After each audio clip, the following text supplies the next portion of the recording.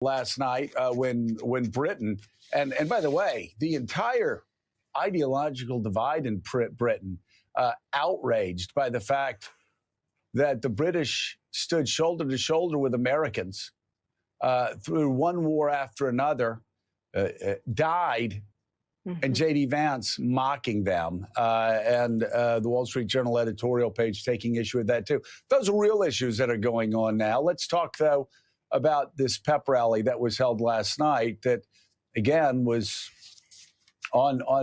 just very short on news. Yeah, there's been some criticism, the Democrats holding up what have been called bingo cards. I think that the signs that say false, it's very hard to keep up sometimes with the falsehoods. And I thought that was the only way to do it at that point. When you have falsehoods being spoken, it's important to point that out. By the way, I'm in Abu Dhabi, where I am chair of the 4th annual 3050 Summit, and we'll have a lot more on that a little later. But back to the speech. President Trump spent much of his speech criticizing former President Biden's economy and its policies, calling them the worst ever.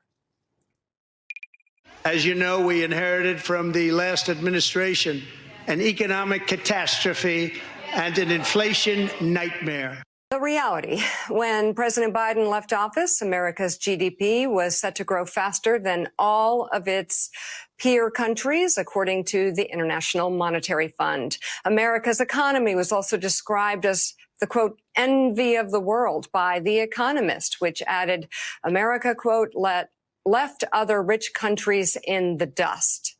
President Trump also made some dubious claims on inflation. Their policies drove up energy prices, pushed up grocery costs, and drove the necessities of life out of reach for millions and millions of Americans. They've never had anything like it.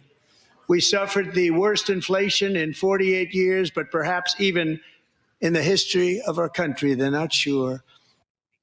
So that claim is partially false. While the inflation rate hit its highest peak since 1981 in June of 2022, it wasn't the worst in history. That was right after World War I, when it reached roughly 24%. It should also be noted that by the time Biden left office, inflation had fallen to roughly 3%, Joe.